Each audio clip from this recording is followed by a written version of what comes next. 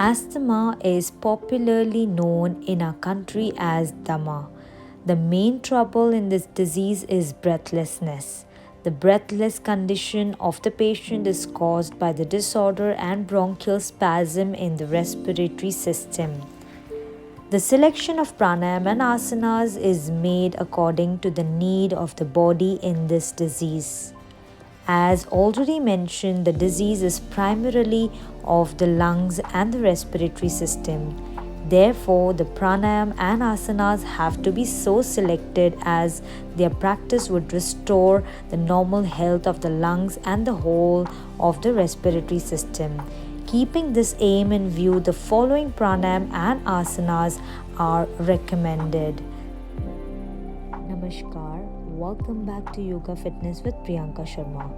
So guys, today's video is on asthma. So let's start with asana and some breathing exercises. We'll begin with the first asana, Parvatasana. Sit in half lotus or sit in Simhasan if you find this posture uncomfortable. Both the palms, you will place it by your side. Inhale, flip your both the palms facing up and raise your both the hands up. As you lift your hands up, you will feel the stretch right from your lower back to your head, nice expansion of your lungs. So feel your entire trunk pulling upward. Even you can see your shoulders and ears are connected with each other.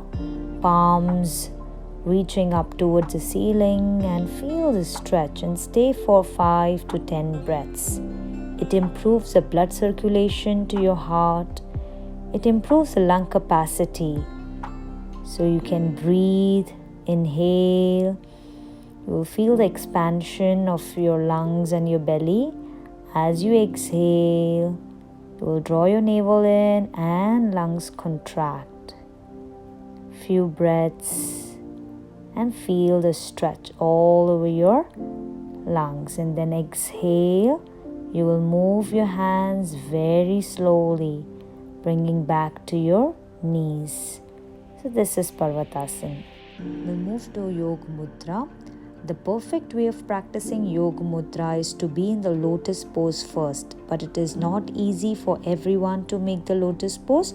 You can sit in half lotus, grab your fist from the back, inhale, you push your chest in front, raise your chin up. So while opening your heart, you'll have a good lung capacity. You will have a good space in your lungs. So you can inhale, you can breathe till your diaphragm or till your belly. And exhale. If you do not find it comfortable lifting your head, look in front. So you are preparing yourself for Yoga Mudra, and while exhaling, gradually and simultaneously start lowering the head towards the ground.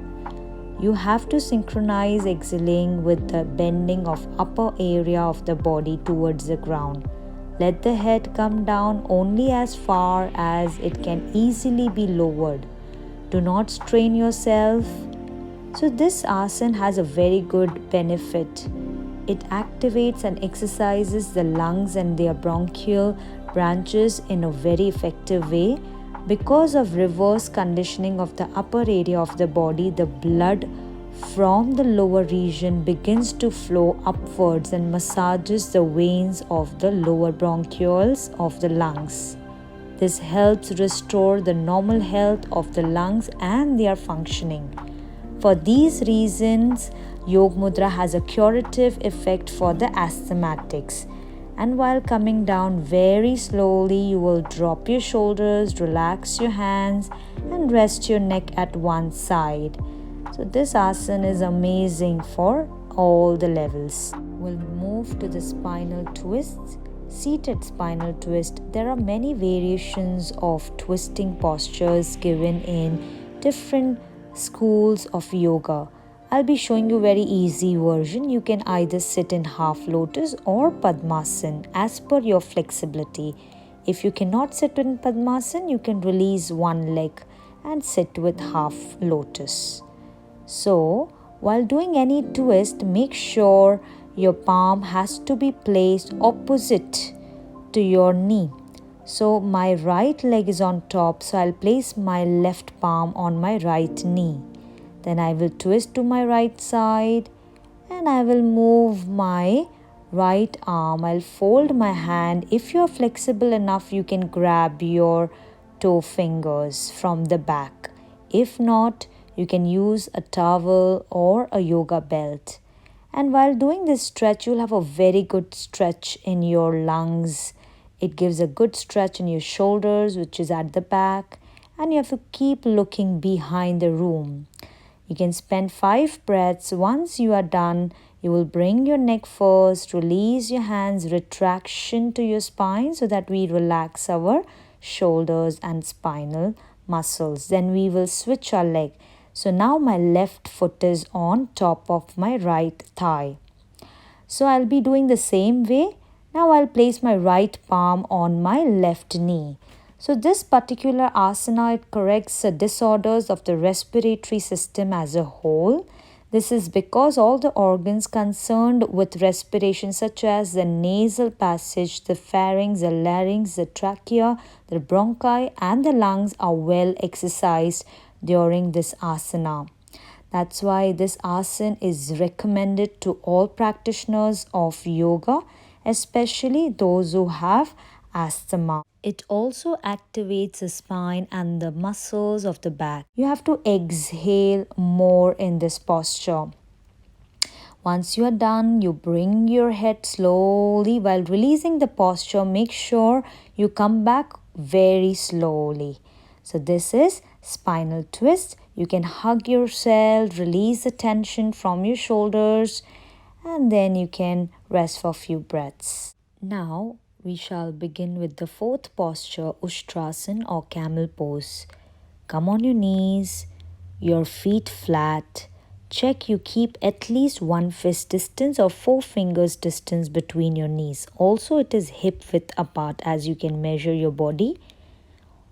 So, we will always consider our feet flat because if you're coming on the toes, you are straining your knees directly.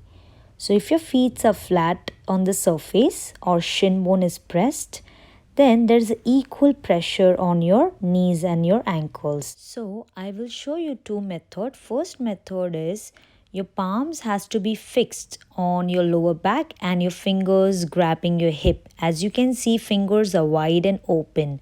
So you have a good support to your back. Inhale, rolling your shoulders behind, elbows pointing at the back. So your hip is pushed in front. As you can see, my hip, knees and my ankle is forming right angle. If you have neck pain like cervical spondylitis, look in front. If you have a healthy neck, then you will hang your neck behind between your shoulders. Now from here, I'll be showing the second method. Those who are comfortable grabbing their heels with their respective palms, you can try reaching to your heels. For the asthmatics, Ustrasana brings a good effect upon the whole of respiratory system. It's a very good conditioning effect upon the muscles of the chest and in making the chest area proportionate in size. With a little practice, a person can do it. So consistency is the key. While coming back, your palms placing on your spine muscles, and after back bend, it is mandatory always practice forward bend. So your spine muscles will be relaxed. So you can either spread your knees and stretch your arms in front in Shashakasana, or you can rest your both the hands behind, shoulders resting in Balasana. So those who have breathing problem, you can keep some space between your knees. And if you are a practitioner or if you're comfortable, keep your both the knees together and rest your belly, your chest on your thighs and stretch your arms in front of your head. So it has a very good relieving effect on your spine. You can rest here for a few breaths. It calms and cool down the blood pressure. It is very good to release the stress from your head. So breathe and let it go, all your tension. We'll slowly lie down on our belly, take a prone position. Both the hands, I'll place it in front of my face. My chin will be placed on top of my palm. Now, as you inhale, you will raise your head, collarbone, and will try to stretch our spine upward. With this, you will lift your right leg up as per your capacity. Make sure your knees straight and your toes pointing at the back. Also your neck, if you are comfortable lifting your neck, you can look up or you can gaze in front. Stay here for 5 to 10 breaths. And once you are done, you can rest to your foot, you can rest to your forehead. So this is my variation of a Shalabhasan practice. So this will increase the lung capacity and will create the space in the upper part of the body. Feel your upper back, and also you can see my elbows are touching to the ground. So do not lift your elbows or your forearms. It also develops a strength in your upper part of your body. So we can stay for 5 to 10 breaths. And while coming down, rest your foot, relax your forehead. You can rest in Makarasana by spreading your legs out, toes pointing out. Relax your forehead, do not press your lungs, and rest. Let's practice pranayama. So in pranayam, you can sit in any meditative posture. It could be Padmasana, Siddhasana or Vajrasana, or you can also lie down and practice. For me, a Vajrasana is comfortable. So we'll start with the first exercise is abdominal breathing. Your mind has to be connected with your belly. So your right palm, you can place it on your stomach and your left palm is in Dhyan Mudra. Or you can also take Apan Mudra. Whatever mudra is comfortable, but I recommend for the pranayam, you can always choose Gyan Mudra, which activates your nervous system. So let's start. Inhale. We'll see our belly rising and coming out like a balloon. Exhale. Only we will meditate and concentrate on our belly. Inhale. Feel your stomach out. Exhale. Very slowly press your belly in. You can also do with the countings. 4 counts inhale and 4 counts exhale initially to prepare yourself for the pranayam. So these are the technique which will definitely help for those who have shortness in breath or those who feel breathless. So it stimulates the alveoles and releases the carbon dioxide from the body. So abdominal breathing is very beneficial. In continuation with abdominal breathing, we will move to thoracic breathing or diaphragmic breathing. Placing your right palm on your chest, and let's just focus on the upper part of the body. So as you inhale, feel your lungs expanding. Exhale, contracts. So it's very good effect in your lungs. So while placing your palm, you will feel the prana in your body. So it activates and stimulates the pranic flow in our chest region. So it is very recommended for asthmatics. Moving to Yogic Pranayam, where we'll combine both the pranayams together. Lay down slowly. Fold both the knees, bring your knees together, your feet apart. So, what will happen? Those who have a spinal problem or any pain in your spine, you can lie down comfortable on the back. So, we'll place our right palm on the chest, left palm on the belly. Now, inhale. Feel your lungs and your belly rising and coming out. As you exhale, drop your belly in, contract your lungs. So keep practicing for few more rounds. So it is very comfortable and relaxing breathing exercise. For those who have asthma, those who are too much straining themselves, stressing your mind, if you're overthinking personality, then definitely you must practice this daily in the morning or while moving to the bed. So this is Yogic Pranayam or yogic breathing exercise. Then you can rest your both the hands. You can either rest in Shavasana or you can stay there for some time. The last exercise is Simhasan or lion roar. So we'll sit in Vajrasana. You're spreading your knees out, keeping some space, your toes touching. Your palms will be inverted place. As you can see, my fingers are pointing inward. Now inhale, and while exhaling, you'll remove your tongue out completely and gazing between your eyebrows. Again, inhale. Exhale.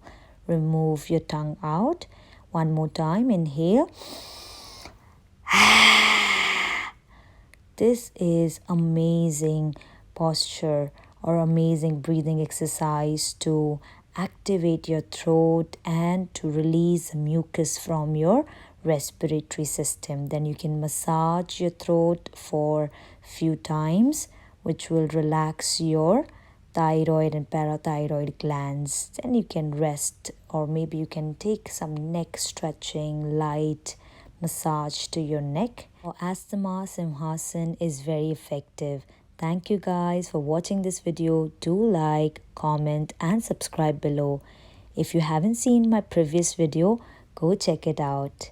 Stay blessed. Namaste.